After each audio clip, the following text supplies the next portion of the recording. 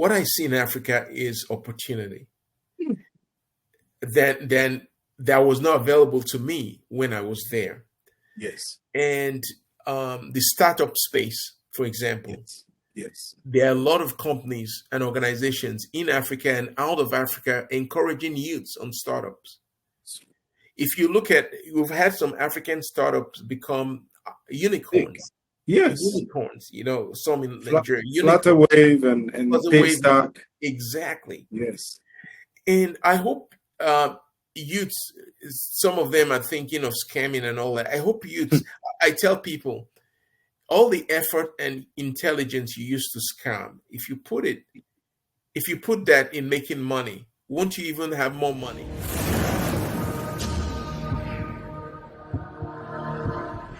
All right. Awesome. Welcome to this show. In this edition, we are going to have another awesome discussion. And we have here none other than Professor Klein Ileleji. And I'll call him Klein. Klein is a professor at a very prominent school in America called Purdue University in Indiana.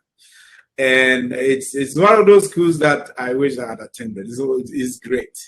And not only that, Klein is also an entrepreneur. And he will talk about it. He's a CEO of a technology, a new technology for drying. It's for drying, I think, produce out of the farm. I think fruits, vegetables, and he probably will elaborate more on that. But I believe that his story is going to inspire you, and his breadth of knowledge definitely is also going to inspire you to greater things. So, Klein, you're welcome to the show. Thank you very much. I appreciate your show, Isaac, and thanks for all what you're doing to encourage Africans both in the continent and in diaspora. Awesome. We are so happy to have you here. You have no idea what it means to us. We just over the moon with your presence. Thank you so much for your time and everything.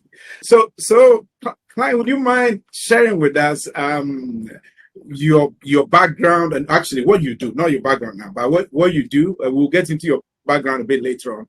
But what you do at Purdue. And then also, after you share that, you tell us a little bit about the new technology that you've launched out there. It's an amazing technology by any stretch of the imagination, but I want it to come from the horse's own mouth, if I could put that figuratively. All right, the floor is yours. Great, thank you very much, Isaac. It's my honor to have me in here. Just to recap. I'm a professor and extension engineer at Purdue University in the Agricultural and Biological Engineering Department.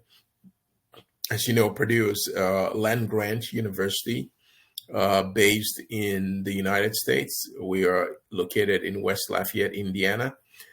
For context, we are about 3 hours away from Chicago, which a lot of people know.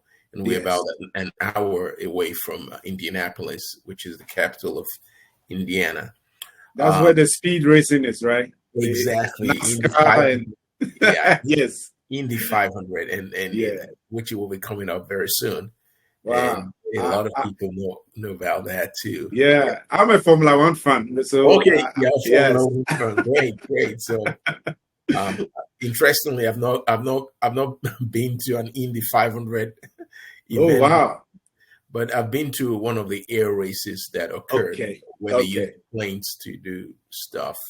Amazing. I'm an aviation fan. So going at Purdue, like you said, I'm with the Ag and Biological Engineering Department, and my area of specialization is in grain post-harvest technology and particulate technology, especially with the handling of particulate material related to biological materials of things like grains, oil seeds, powders like flour, and the like. When you look at grain post-harvest technology, it goes all the way from conditioning of grain. So once it's harvested, drying of that grain, conditioning of that grain, storage of that grain. So that involves some management, pest management, mold management, trying to essentially ensure that grain doesn't go off condition. And when we talk of storage, we're not looking at storage in small sacks. We're looking at storing millions of tons of grain in warehouses or silos. And that requires technology, moisture content, to measure moisture content, to measure temperature. These are the two factors that affect spoilage, to understand when things are going off condition, the grain, measuring CO2, to understand, when there's biological activity that could impact the quality of that grain and eventually its value in dollars or CDs or Naira or whatever. Yes. And so that's what I do. And as an extension, so I do research in that area. And I also do research in drying of products, grain and produce, like which we'll call them horticultural produce, or in the US we call them specialty crops. They will be our fruits and our vegetables, spices, herbs, medicinal plants, drying of those things to improve their shelf life. When once dried, you require no energy to store, as you know, and it's even more important in our continent where you have power issues. Yes. And as long as you can dry and store it hermetically, these products can last for about a year or more. Wow. And of course, if you look at it, a lot of the fruits contain a lot of moisture, so 80% water. So if you say moving a ton of mangoes, you're moving essentially a ton of mangoes. To calculate 80% of moisture in mangoes. Wow. You're 80% of water. You're moving 800 kgs of water. Yes, of water. Yeah, that's what you're moving. And obviously, if you look at the logistics implication, where we have bad roads, we have bottlenecks in trade, where you have, in some places, they could stop the truck 50 times if you're moving from one end of the country to another end. And it's very hot. So you could lose 50% of your produce by the time it gets to the market. And so if you have it dried, essentially, what deterioration is not an issue. So if you're moving the product from one end to the other, if the police or the customs stops it, and waste time, if the truck breaks down, that doesn't impact the product going bad because it's dry. And you have no energy. So you're not using a refrigerated truck to move that produce. Is cheaper. And when it gets to the end consumer, the consumer doesn't require a refrigerator to store that produce. So you're concentrating the nutrient. You're not depleting it. In terms of fruits, it's like a snack. It's essentially consuming vitamin C, vitamins, and other products. This is so good. Exactly. And if it's a vegetable where you have micronutrients, all you do is just to rehydrate it before you cook. And then you can dehydrate things like onions and grind into powdered garlic. You can dehydrate and dry. And these some medicinal plants dehydrate and dry. There are things like shito and a lot of these things that are almost dried, oily stuff that you can easily get all your nutrients in dry form and manufacture them. And in Africa, we need to look at how we produce things in such a way that we serve the local market and the larger export market. And in fact, we have a large diasporian market overseas. Literally go talk to me about that. And you have Africans everywhere. Everywhere. And not only just the diaspora markets, as you know well, because you've lived in overseas, Isaac. You have Africans now setting up restaurants, It's true. in all these countries, and these restaurants require quality produce, right, or products. So I'm trying to play, essentially help all that. And as part of my work at Purdue, I do that, and I'll come to the company, and I also, with the extension part of piece of my work, I also translate technologies to companies in the US. So with my grain drying, handling, and all that, I train farmers, the industry. I do training. That's part of the mission of Purdue, and I do that as part of my job. So a farmer can call me and say, "Hey," a farmer in Indiana or even somewhere, they can call me and say, "Hey, we have this issue in the grain bin. Can you guide us to help us solve it?" And it's my responsibility to give them that advice. And then I do routine workshops. One of the things I did is out through a USAID project I was involved in, which worked in reducing post-harvest losses in maize in Kenya and Senegal.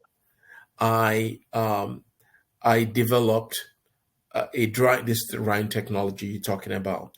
Right. And as I developed the drying technology, I noticed that while maize was an important crop to dry, and we don't have ready dryers everywhere to dry maize in Africa, and it's a staple, it's an important staple. Right.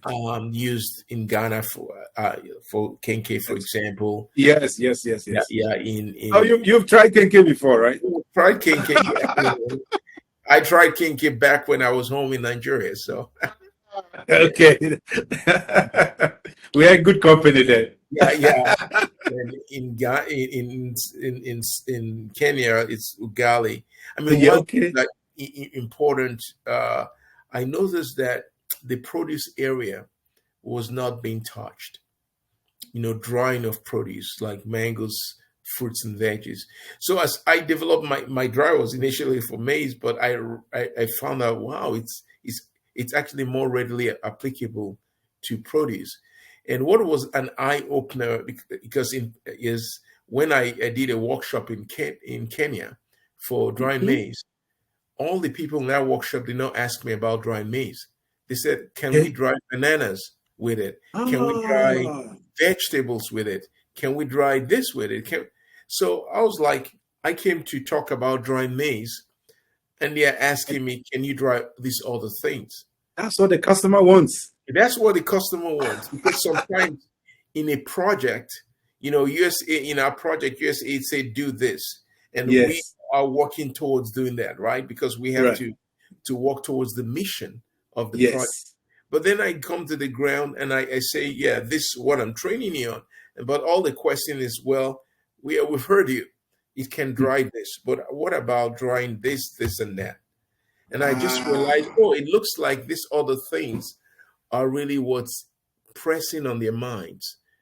So so when I started to come there, I'm like, yeah, come to think of it, no one is focused in that area. And so I worked on that.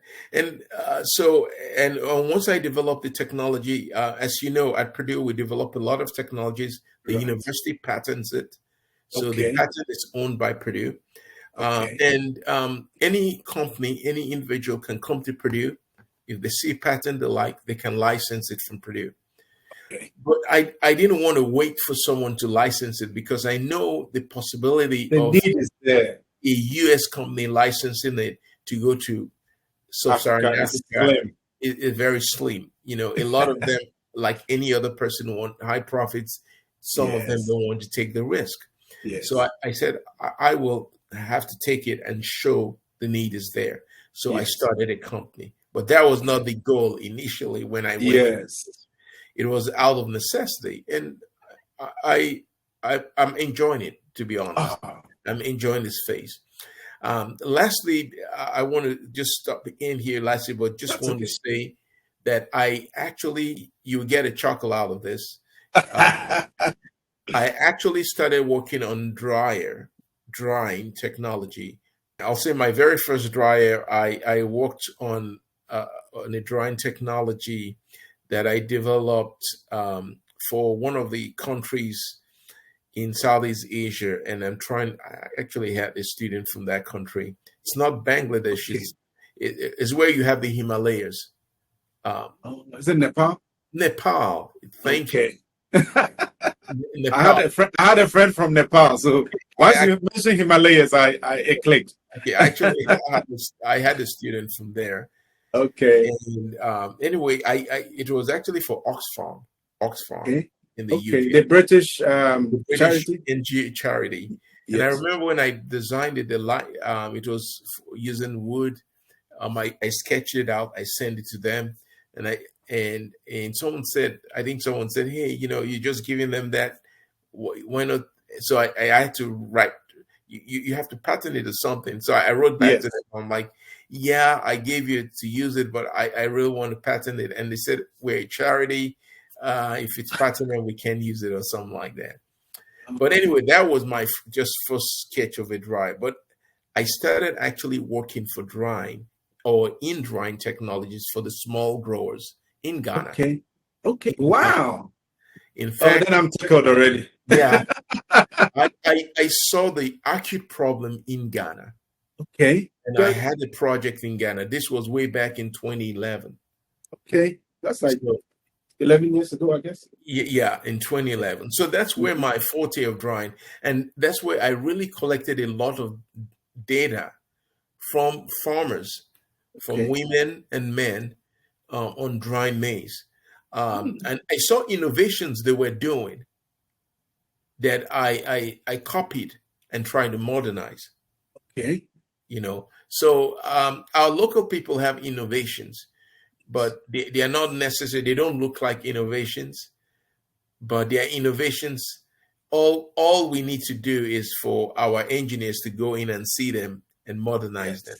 So what I mean by innovation, I saw in Ghana, in this village, the guys were drying their maize above their cooking pots.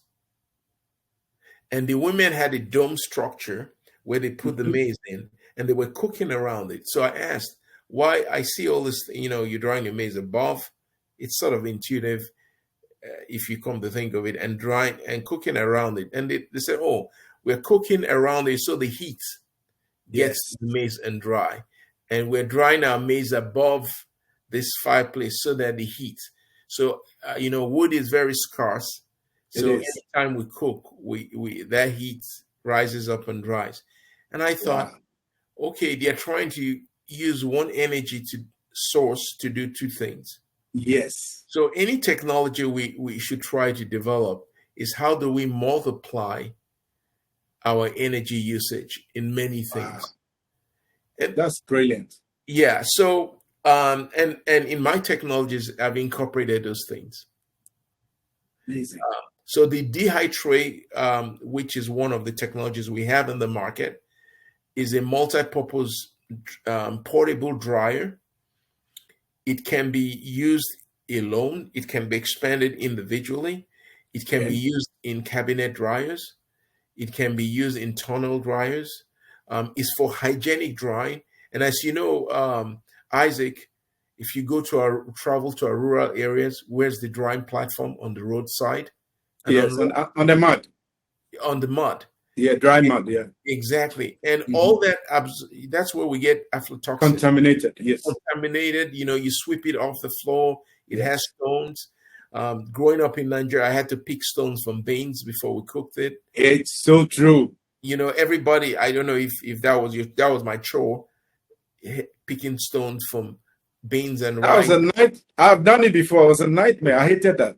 Exactly. And then rice, beans, beans, you're cooking that, that's before you cook the local rice.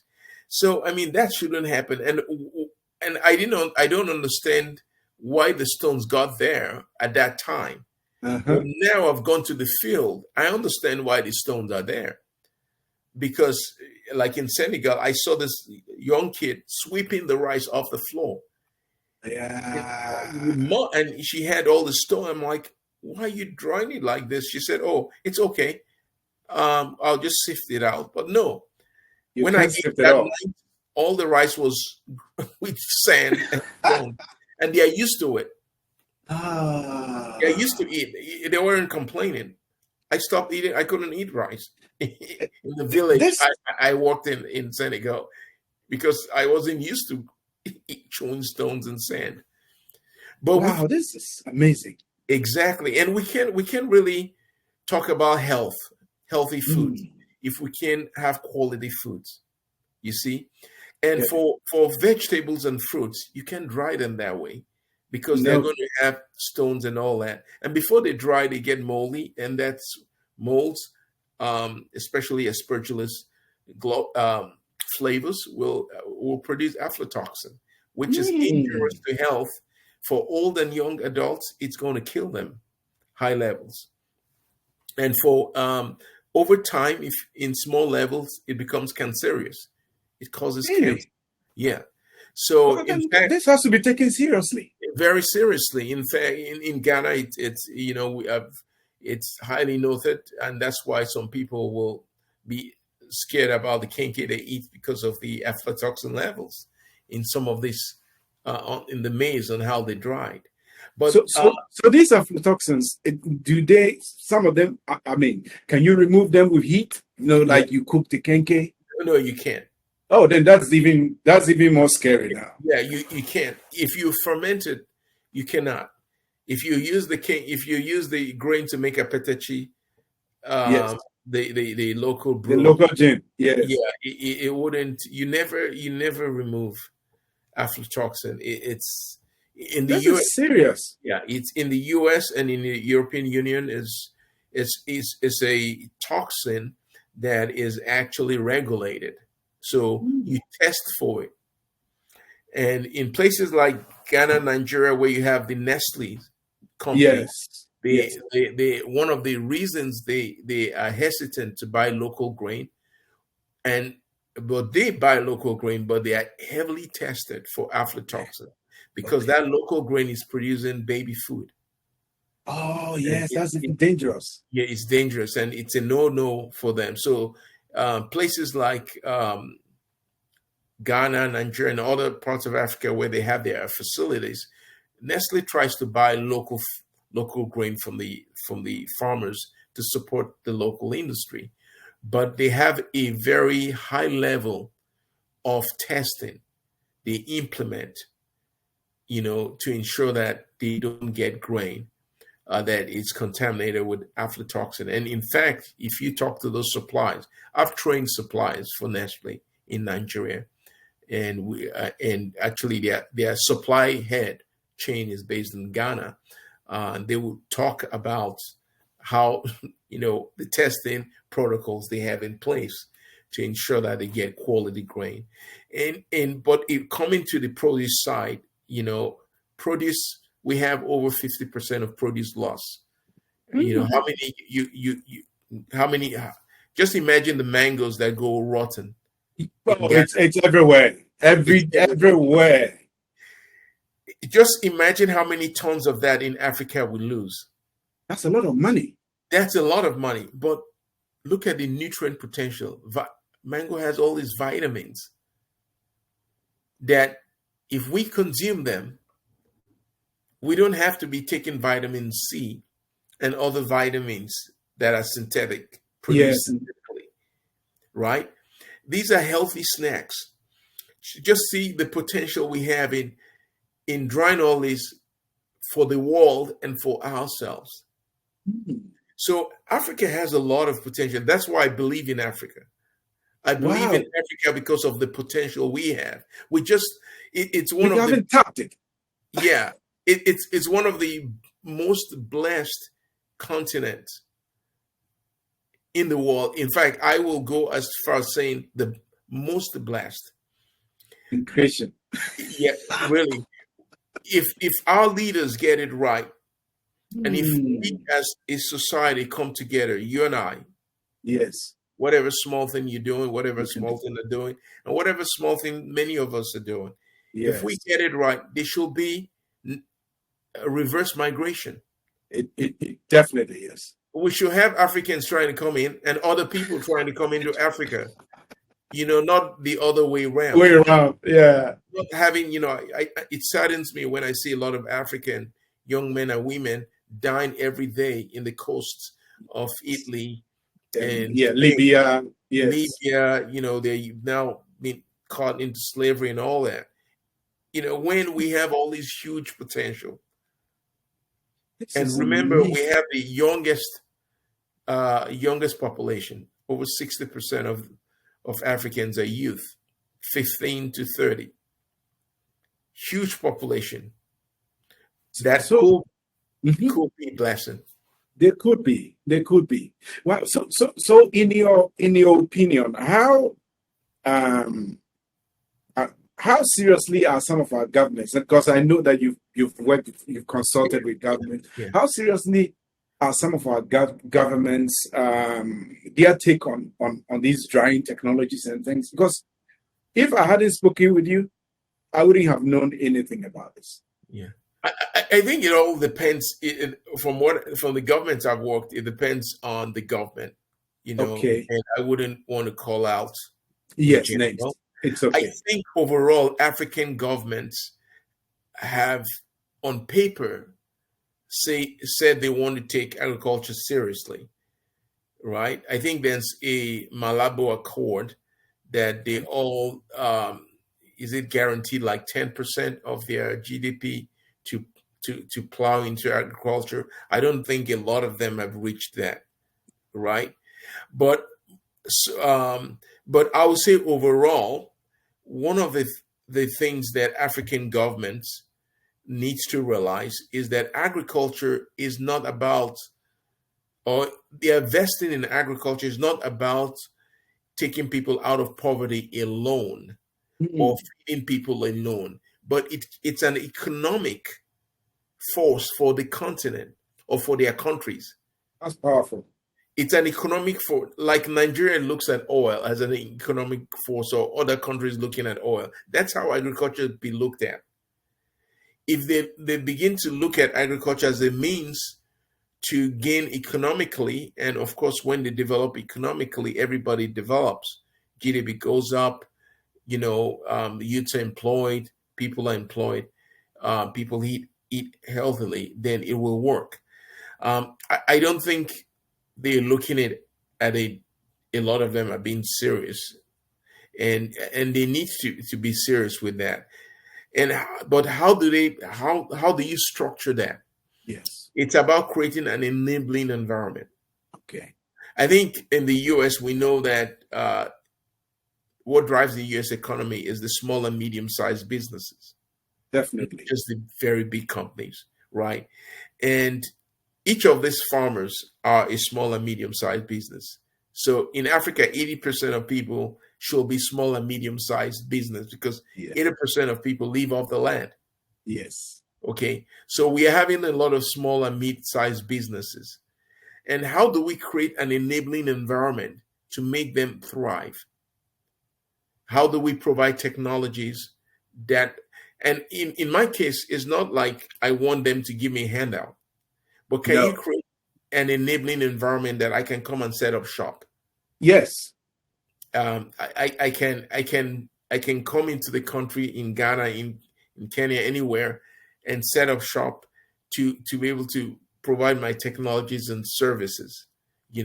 Can we create enabling environment that other people can come in easily, diasporans and non-diasporans to come in to set up shop? Right. So that's what they need to think about.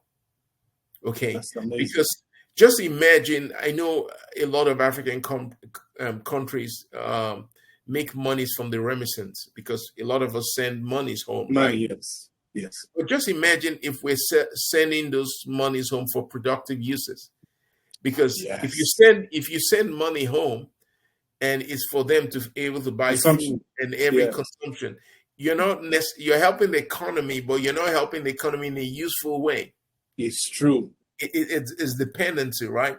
You might send billions, and it's billions of dollars of remittance going into the economy, but they're not going to multiply. Yes, it doesn't have the multiply effect. Exactly. It's like the Bible story where a talent was given to someone, 10 talents, 5 talents to another person, and 10 talents. And one person just dug that money on the ground, and at the end of the day, 2 and the 5 multiply this. Exactly. Now, if if African countries think of it as, if I'm going to send $10 home and the person is investing in a business, or I'm partnering with someone in a business where that $10 is multiplying and creating jobs. Now, with it, I'm probably employing 2 or 3 more people. Now that's a multiplier effect. Just imagine gather all that money into the billions of dollars Africans send home. Ooh. And just think of the industries that can be set up. Amazing. You understand? But for Africans to begin to think that way, the government has to create an enabling environment. And the enabling environment is that me and you can easily set up shop in any African country, for sitting anywhere we want to sit. It's true. And we're doing that. I've been able to do that in Kenya. I wouldn't say I can do that in any country. We have a subsidiary in Kenya, but it's because of some of the enabling environment. While I'm here, I can set up a business in Kenya without necessarily living there. Be there. I'm employing people in Kenya without necessarily living there. That kind of a thing. And let's think of in that way. I will tell you, the country with diasporian money and our local money, because people locally in Ghana and Nigeria have money too. Yes, they do. The continent will grow. This is fascinating. I really, I think what this just came to my. Originally, I wasn't even planning on saying this. Like when I saw the conflict between Ukraine and Russia, and the impact that has had on food prices. Yeah. And as I began to peel the onion, deeper, I noticed that Ukraine and I think Russia both, I think they are the world's largest producers of some of the grains. I think it's wheat. Yeah, wheat. I said, wow, assuming Africa could band together like that and grow at that scale, or what is stopping us from doing something like that? Exactly. Ukraine, because I work and do some work in Egypt and Tunisia, and those guys buy Ukrainian grain. Egypt, at very competitive prices. And the reason, one of the reasons for that is it's very short. It's a very short distance to ship from Ukraine, that port, Odessa, all the way to Egypt. Very short. And people don't know this. Ukraine has one of the most fertile land in the world. That's amazing. During the Second World War, the Germans even shipped their soil back to Germany. I heard. They are blessed. I heard that they even took some of that topsoil. That's what I heard, and probably read somewhere that amazing. So they have some of the fertile soils in the world, and I read somewhere that even they were so fertile that the Nazi Germany regime at that point even took some of the topsoil. So we can we do that? Yes, we can do that. It's all about creating the enabling environment. In a way. I don't think I was raised in Nigeria. You were raised in Ghana. Yeah. You know how hard. I look at the hawkers on the street. I look at the people that hassle daily. How hard is it? Nobody is that when they come to your side. Those who are selling, they're not saying beg for money. They are selling. The women and men and the young kids are all selling to earn something. They are. Create the enabling environment, provide power, provide stalls that they can sell their goods, provide the means for them to acquire finance. Even in any small way, any enabling provides some sense of security. Yes. Africa will thrive. It's all about creating the enabling environment. And that's why Africans thrive in other countries. It's true. Go to other countries and see how many Africans do well. How many Africans go? You go to to one of these countries and they go directly to welfare. They don't go. They don't go and look for welfare. I've never seen that's so true. I've never seen any African on the streets of Europe or United States going around with a piece of a bowl begging for money. Yeah. How many of them? None. Wow. They're not looking for handouts. I'm not. Yeah, they're not looking for handouts. I'm not trying to badmouth those who require handouts. Yeah, there are some people in these countries that require handouts, but I'll say by and large, yes, a lot of the African immigrants that go overseas are looking for an opportunity to give them a shot. They are ready to work hard. Yes. To get a shot, and they are not looking for a handout. Yes. And why these America and Europe does well is they create that enabling environment for them to thrive. Amazing. And if our governments can do the same, we'll be on the same trajectory. Yeah, exactly. I mean, a lot of the only way they can stop people from killing themselves and killing themselves through the trying to emigrate is to create that environment at home. Yes. They will thrive at home. Wow. And so in my case, whatever I'm trying to do, is trying to add it. Again, we're not a big company by any means, but you're getting there. We're getting a huge opportunity. Yeah, this is a huge opportunity. We're making small steps. Yes. And it's not about being big. It's about what can we do now. Yes, it's true. And that's what we're doing. Yes, and the impact of what you're doing. Actually, what you're doing has a huge impact on the continent, because I'm looking at it from the backdrop of if we're able to dry most of our harvests, the potential to export is great. Then it ends foreign income or foreign exchange back on the continent, and it helps everybody grow. Exactly.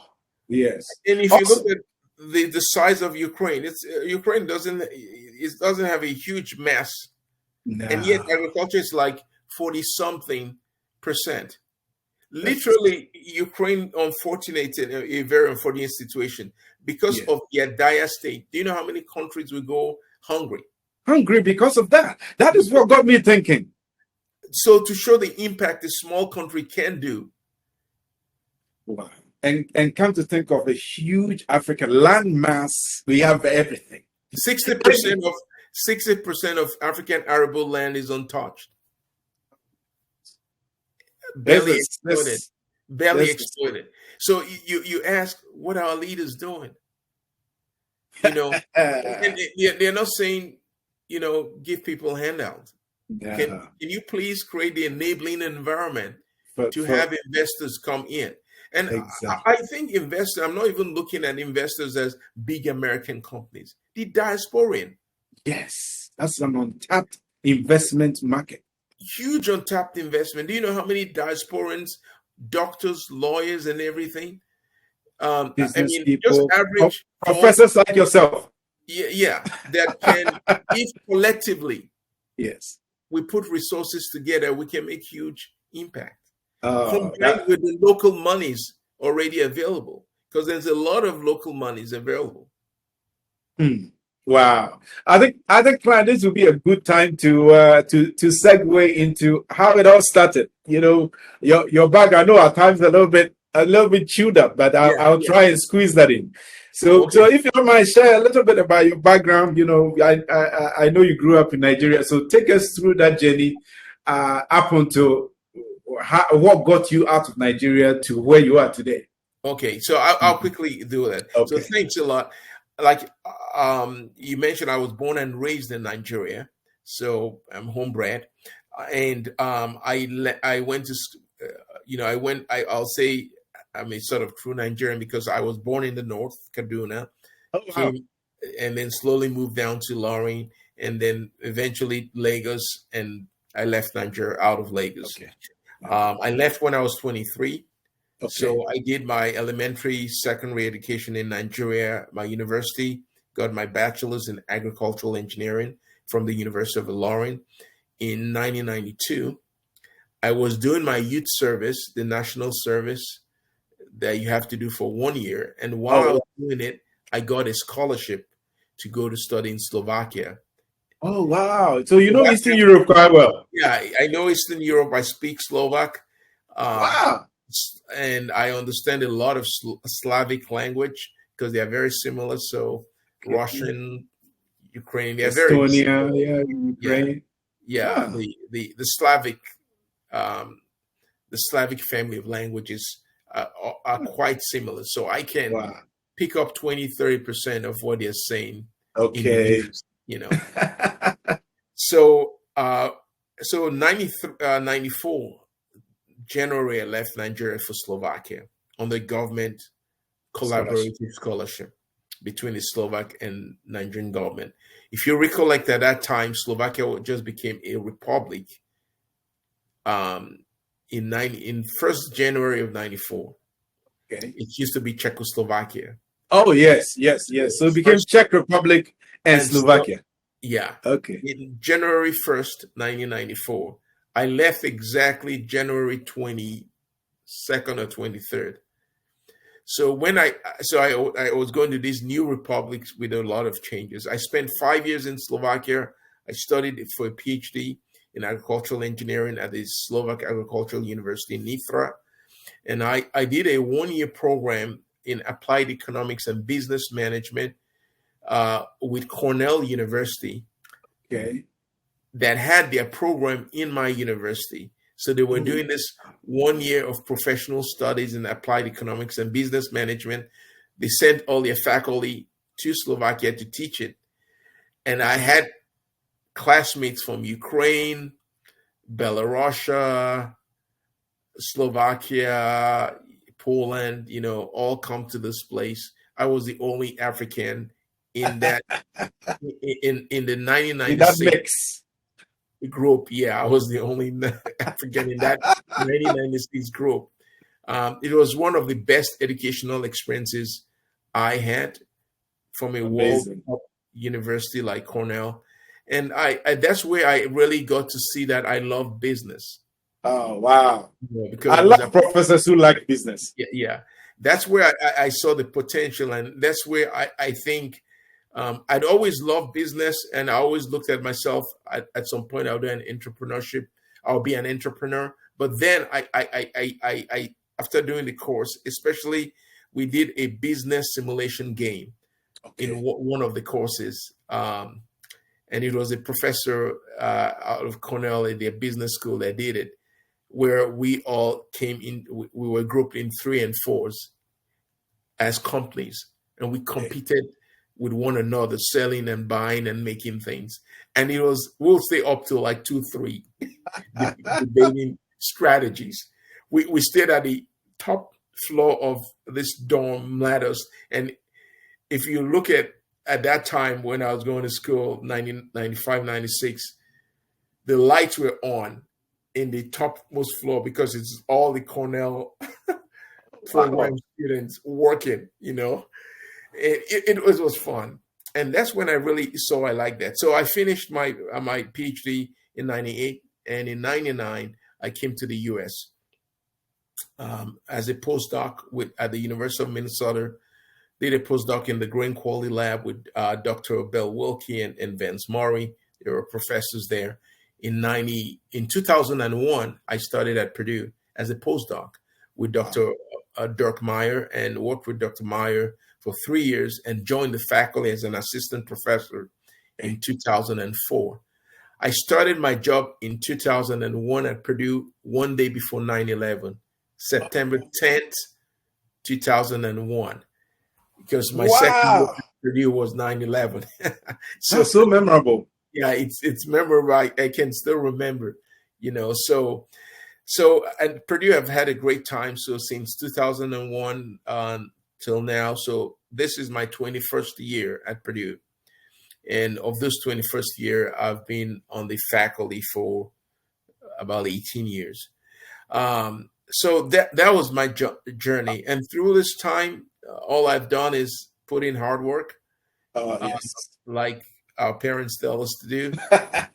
You know, put in hard work, and I feel that with hard work, leave the rest to our Lord to take care of, Yes. and your blessings come. Oh, And my principle is don't compromise on quality. Don't don't think that don't only work because someone is looking at you. okay. Do Okay. do hard work because good work and hard work is good business. Fantastic. And if you do that, it's going to pay dividend in your life. And that's what I've tried to do. And the U.S. is a place that, as you know, hard work is rewarded in It respect is. of um, Your uh, color, creed, color, wherever it is. yeah. And I know here in the States we have our issues with color and all that with the with what has happened to blacks. Yes. But by and But, large, well, by and large, compared to other parts of the world, yes. and I just like you, I've lived in Europe, just like Yeah. you. Yes. Compared to other parts of the world, Yes. it's rewarded. Hard It work is is. rewarded. Yeah. It is. It So is. so that's my journey. Yeah. Oh, awesome. Awesome. Awesome. Awesome. I want to just say thank you so much. I know you want me to call you Klein, but I will call you Professor Klein. Thank you so much. This has been an amazing discussion, and we just I mean I'm lost for words. I don't even know what to say. I mean I'm just going to go back and replay this over and over and over and over to see what I can personally do to help push this idea of us drying our produce and making sure that they are. I just want to be an evangelist for that. Okay. Yes, I'm converted already. I'm seriously converted. Yeah. Thank you. Yeah. And I want to say two things, if you allow me to. Okay. Yes. Go ahead. Impacts Africa is I'm a member of the American Society of Agricultural and Biological Engineers, and a co-chair of an effort we began 2 years ago, which is called Alliance for Modernizing African Agri-Food System, AMAA, Alliance for Modernizing African Agri-Food System. It's an effort out of the American Society of Ag and Biological Engineers that we want to come in forcefully, bring in essentially all the expertise that America has used to modernize its agriculture, to do that to Africa. And we feel that given being an association and a profession that has really helped American agriculture, we can do the same for African agriculture. We don't have to wait for 30, 50 years for that to happen. Yes. We can leapfrog technology. And there are a lot of Africans in the association that are part of this effort. There are a lot of Americans part of this effort. So it's an association-wide effort. I'm one of the chairs leading that. And I'll send you material about that. Please do. And we're trying to get Africans involved in Africa to be part of it. Wow. Because at the end of the day, who's going to change Africa? I will get many people involved. I'll get many people involved. Can you send me? I'm already a converted soul. Okay. We need to get the locals, Africans involved. So that's one of the things I want to say. The second thing I want to say is I'm encouraged by the youths in Africa, but I want to also encourage a lot of youths who do not see themselves. So, when I was, before I left Nigeria, if you ask me, I really wanted to come. My goal was to come back. In fact, I attempted to come back, but it didn't work. That's another story. We can do another call for that. And I didn't necessarily come, but just before I graduated, I came to Nigeria to do scoping, and everybody said, "Don't come." And that was during their bachelor regime. Okay. That explains it. Yeah, but now the way I see Africa, and when I go frequently to Africa because of my business. I go to Kenya and sometimes to other countries. Um, what I see in Africa is opportunity then that was not available to me when I was there. Yes. And the startup space, for example, Yes. Yes. there are a lot of companies and organizations in Africa and out of Africa encouraging youths on startups. If you look at, you've had some African startups become unicorns. Yes. Unicorns, some in Nigeria. Flutterwave and Paystack. Exactly. Yes. And I hope youths, some of them are thinking of scamming and all that. I hope youths, I tell people, all the effort and intelligence you use to scam, if you put that in making money, won't you even have more money and legal money than scamming? I see the scammers and I'm like, you really have time to put all this effort in scamming when you can put the same effort in legit business and make more and even be more impactful. Exactly. And you'll never go to jail for it. Wow. So what I want to tell you is they are huge. I'm not saying it because I'm sitting from a comfortable chair, really, in the US. I'm saying it because of what I did not have before I left. And when I was trying to come back, all these opportunities for young Africans to get into meaningful employment, exactly, even from starting their own companies. Yes. And that's one thing I want to promote in Africa: entrepreneurship. Entrepreneurship, yes. Because I believe Africans are naturally gifted. Yes. In that. So that's one thing I want to let youths know. Please don't be encouraged. Don't be discouraged. Yes.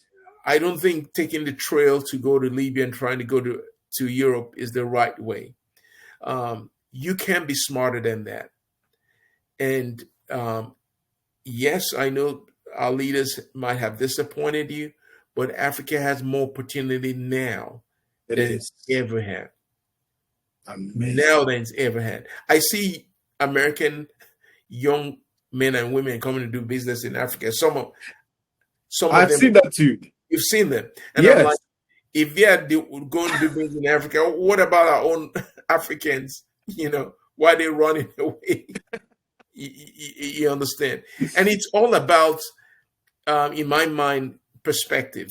So what me and you see as opportunity, some of them see as hopelessness. It is. And there was one, I'll end with this. There was one young man that sent me something on LinkedIn, a request to be, to connected. And he said, oh, I have a bachelor's degree in mechanical engineering and all that. I'm doing nothing. And I said, so you have a degree in mechanical engineering, and you're doing nothing? So, come on, don't tell me you're not blessed. So you have skills. Yes. If you can't get and you're waiting to be employed, can you look for something you can do to create value?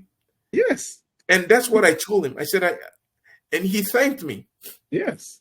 Because sometimes people don't see. They don't see. They're so close to the problems, they can't see beyond that. They can't see beyond. And that's what both you and I should try to do: open people's eyes. Amazing. And Klein, you have opened a lot of people's eyes. This is an amazing episode. I know it's just going to strike a nerve in a very positive way to the audience out there, particularly the African youth. This is an eye-opener. I've learned a lot. Personally, it's like wow. It's like I've entered a library and just opened a fresh book. It's amazing. It's refreshing, and we can't thank you enough. We can't thank you enough.